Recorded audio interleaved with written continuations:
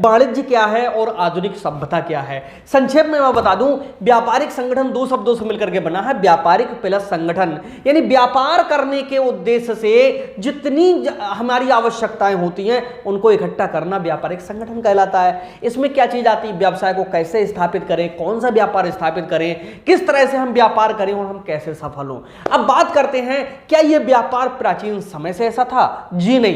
पुराने समय में अगर हम देखेंगे तो मनुष्य वांडरिंग था, वो जंगलों में घूमता रहता था, लेकिन धीरे धीरे धीरे जैसे उसका माइंड विकसित होता चला गया, आज आप देख रहे हो पूरे संसार में, पूरा संसार आज बिजनेस के लिए देखा जाए एक छोटा सा केंद्र बन चुका है, जिसमें इंटरनेट का जो विकल्प है वो ऐसा है जिसने पूरे संसार के लिए एक गांव के रूप में ला करके रख दिया है। अब हम विदेशी वस्तुओं को भी परचेज कर सकते हैं और अपने घर पे मंगा सकते हैं। ये क्या ऐसे साधारण रूप से हो गया? जी नहीं, इसका एक क्रम चलता हुआ आया है जिसके बारे में अभी हम आपको विस्तार से पढ़ाते हैं। और यहां पर हम ये शुरुआत करते हैं कि पूरी आपको बिजनेस ऑर्गेनाइजेशन सीखनी है, समझनी है, तो जिस चैनल पे आप हो इसके लिए सब्सक्राइब कर लीजिएगा।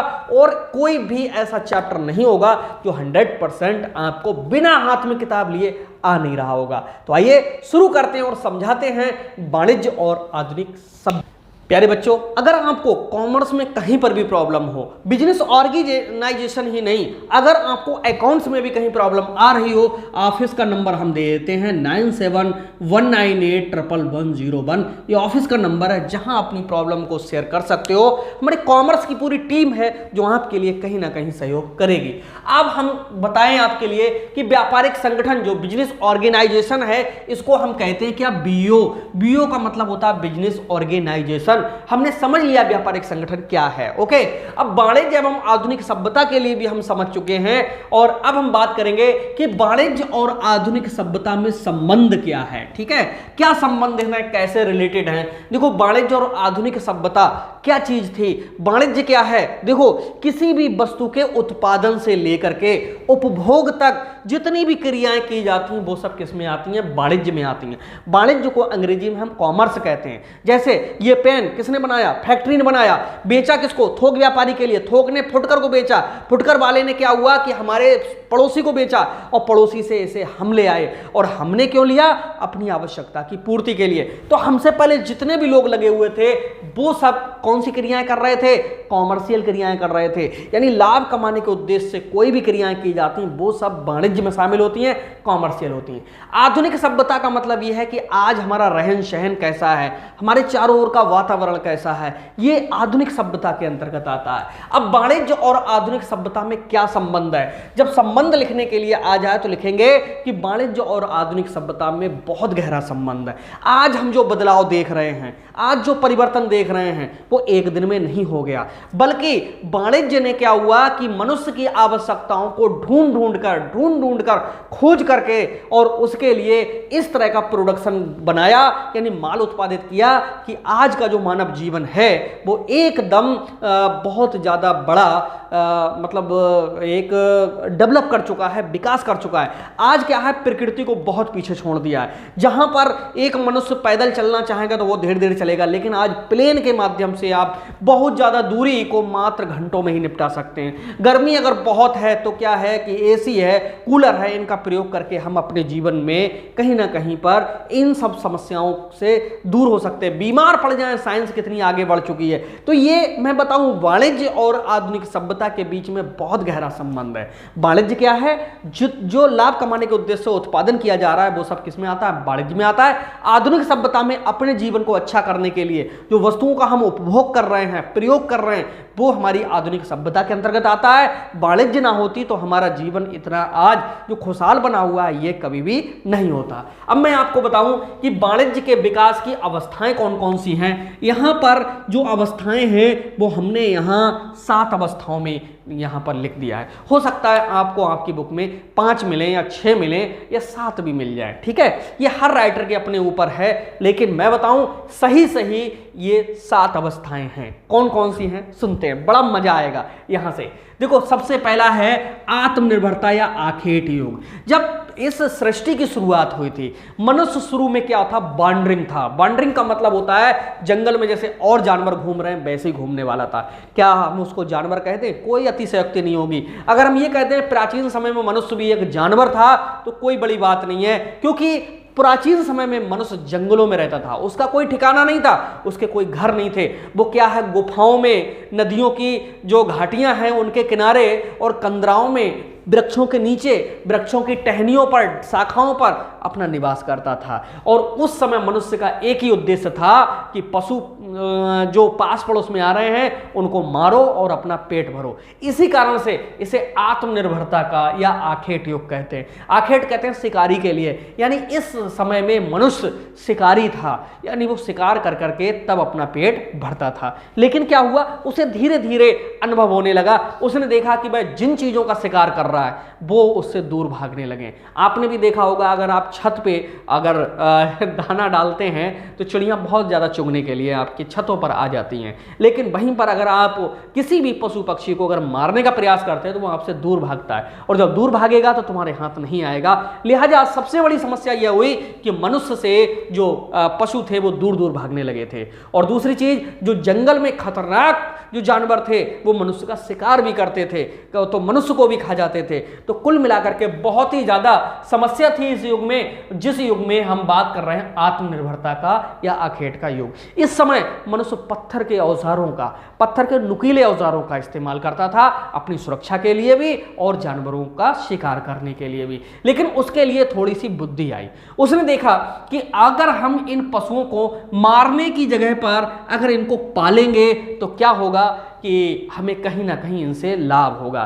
तो दूसरा युग आया पशुपालन युग। अब उसने मारने के स्थान पे पशुओं को पालना शुरू कर दिया। दो फायदे हुए यहां पर। पशुओं को जब पालना शुरू किया तो इसके लिए क्या है, दूध है, मांस है, ठीक है, ये सब चीजें उसको मिलने लगी। और चारों ओर क्या हुआ था कि पशु को बिठाल दिया और बीच में अपने आप मतलब सो गया या रहने लगा। उससे क्या था कि जंगली जानवर आते थे तो सबसे पहले पशुओं का ही शिकार करते थे और मनुष्य अपने आप सुरक्षित बच जाता था। तो ये दोनों फायदे थे कौन से युग से, पशुपालन के युग से। तो पहला युग था आखेट युग, दूसरा युग शुरू हुआ पशुपालन युग। और जब पशुपालन युग शुरू हुआ तो उसके दिमाग में थोड़ा थोड़ा जो है और डेवलपमेंट किया। उसने देखा कि जब पशुओं को हम पाल रहे हैं तो ये भी कहीं ना कहीं चारा खा रहे हैं, घास खा रहे हैं, और जो स्वतः प्राकृतिक रूप से उगाई घास है उसको खा रहे हैं। उसने देखा कि जो घास या प्राकृतिक जो पौधे हैं उग रहे हैं उनके नीचे अगर बीज गिर रहे हैं तो वो भी वैसे ही हो रहे हैं। समझ लो यहां से और विकास शुरू हुआ।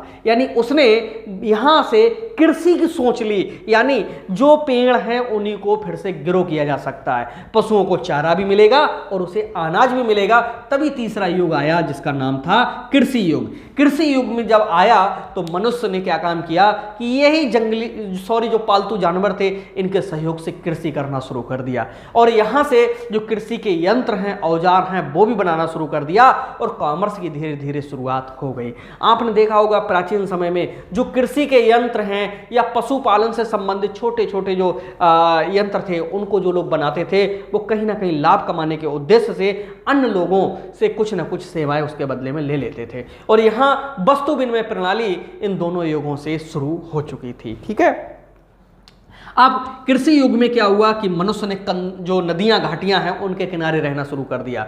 वहां पर सबसे बड़ा फायदा यह था कि कृषि क्रियाओं के लिए वहां जल भी मिल जाता था, पशुओं के लिए भी मिल जाता था और खुद के लिए भी जल मिल जाता था। और यहां से थोड़ा डेवलपमेंट और शुरू हो गया। और इसके बाद में कृषि से जो भी कुछ मिलता था, अनाज या जो भी प्रोडक्शन करता था, उससे क्या हुआ कि इस कच्चे माल से मनुष्य ने अगले युग में हाथ से ही कुछ ना कुछ बनाना शुरू कर दिया। कृषि में अनाज होगा तो उसको सुरक्षित रखने के लिए, भंडारण के लिए हाथों से कुछ कलाकारी शुरू कर दी, जिसमें मिट्टी के कुछ बर्तन इत्यादि हैं बहुत अच्छे अच्छे बनाना शुरू कर दिए। तो अगला जो युग आया वो हस्तशिल्प युग आया, जिसमें जो विभिन्न प्रकार के औजार हैं उनको और अच्छा इसने बनाना सीख लिया।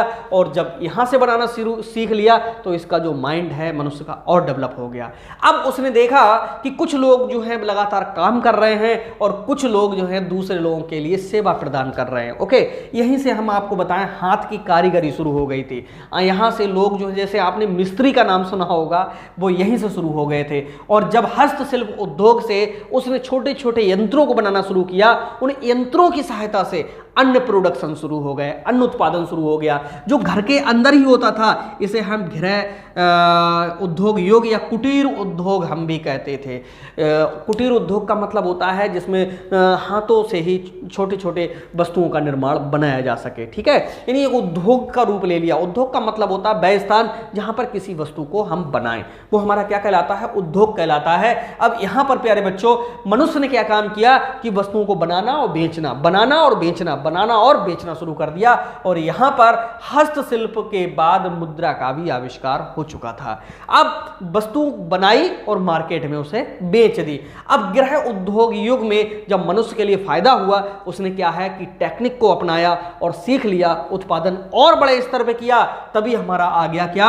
औद्योगिक युग। ये वो युग है जो हम जस्ट अभी पीछे छोड़ के आए हैं। यानी उस युग में, औद्योगिक युग में 80% के आसपास जो वस्तुएं थीं वह उद्योगों की बनी हुई हम लोग यूज करने लगे थे। 80%, 10-20% मात्र बची थीं जो हम हाथों की बनी हुई यूज कर रहे थे। ठीक है, तो यहां पर औद्योगिक युग में सारा का सारा माल उद्योग धंधों द्वारा निर्मित किया जा रहा, और वही जो उद्योग धंधे हैं तैयार माल के लिए अच्छे से बना करके और तब उपभोक्ताओं के पास तक ये माल पहुंचा रहे थे। ठीक है, तो इस युग को हम औद्योगिक युग कहते हैं। इसमें बहुत बड़े स्तर पर, यानी कह सकते हो कि मोस्टली जो लोग यूज करते थे वो उद्योग धंधों की ही वस्तुएं यूज करते थे। और 7वें नंबर पे माइंड और डेवलप हुआ वर्तमान औद्योगिक एवं तकनीकी युग, जिसमें अब हम चल रहे हैं। आज आप देख रहे हो, मेरे लिए देख रहे हो, पूरे भारत में मैं आपको बताऊं, आज मुझे सौभाग्य मिला है कि टेक्निक के थ्रू ही मैं आपके पास तक अपनी सेवाओं को पहुंचा रहा हूं। इतने स्टूडेंट जो हमारे जो हमसे जुड़े हुए हैं, वो कभी हम एक दूसरे से इंटरेक्शन नहीं कर पाते, एक दूसरे से नहीं मिल पाते। ये तकनीकी युग की ही देन है कि मैं भारत के किसी भी छोटे से कोने में बैठकर और सारे भारत के लोगों के लिए कहीं ना कहीं दिखाई दे रहा हूं, उनकी सेवा कर रहा हूं, उनका सहयोग कर रहा हूं, उनकी समस्याओं को भी दूर करने का प्रयास कर रहा हूं। ये किसकी देन है? तकनीकी युग की देन है। ओके, और वर्तमान औद्योगिक एवं तकनीकी युग, इसका नाम क्यों रखा गया? अब देख लीजिए, आप अपने चारों ओर नजर घुमाइए, जो कुछ भी दिखाई देगा उद्योग धंधों का दिखाई देगा। जैसे ये पेन उद्योग धंधे का बना हुआ है, ये बाच उद्योग की बनी हुई है, ये कपड़ा उद्योग का बना हुआ है, ये व्हाइट बोर्ड जिस पे हम आपके लिए पढ़ा रहे हैं किसी न किसी उद्योग का बना हुआ है। ओके, यानी जिस मोबाइल या कैमरे के थ्रू हम आपके पास तक ये सेवा पहुंचा रहे हैं, किसी न किसी उद्योग का बना हुआ है। इंटरनेट किसी न किसी उद्योग की देन है। यहाँ पंखे, एसी, जितने भी चीजें लगी हुई हैं, ये सब किसकी? उद्योगों की देन है। लैपटॉप से लेकर के और डिजिटल जो हमारा एक प्लेटफॉर्म है, वो सब उद्योग धंधों की देन है। तो आज आप जहां पर बैठे हो, आप भी चारों ओर निगाह घुमाइए, आपको सब का सब उद्योग धंधों का ही मिलेगा और टेक्निक प्रयोग की हुई मिलेगी। क्योंकि ये वीडियो अगर जिस मोबाइल में या लैपटॉप में या टेलीविजन में आप देख रहे हैं, वो भी किसी न किसी उद्योग की बनी हुई है। तो आज हम जी रहे हैं किसमें? ऐसे वातावरण में जी रहे हैं, ऐसे युग में जी रहे हैं जिस युग का नाम है वर्तमान औद्योगिक एवं टेक्निक युग। और सिर्फ तकनीकी जिसमें कम थी वो हमारा औद्योगिक युग था। तो औद्योगिक युग और इस वाले में सिर्फ ये है कि इसको और डेवलप कर दिया गया, टेक्निक के साथ में जोड़ दिया गया, तभी ये बना हमारा वर्तमान औद्योगिक एवं टेक्निक युग। ये चैप्टर फर्स्ट है। ठीक है, इस चैप्टर फर्स्ट में आपके लिए जानकारी हो गई कि हम कहां थे।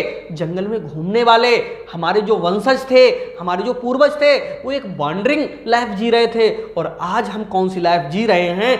बीच में इतना सब कुछ क्या 4 दिन में हो गया? जी नहीं, एक लंबा समय बीतता गया और आगे भी कोई पता नहीं है भाई कि हम कौन से युग तक आगे जाएंगे। ओके, क्योंकि मनुष्य ने अब चंद्रमा पे पहुंचना और अदर जो प्लेनेट्स हैं उन पे पहुंचना भी शुरू कर दिया है। तो भविष्य का कोई पता नहीं है कि हमारा मनुष्य कहां तक जाएगा। बस तुम अपने आप को रुकने मत दो।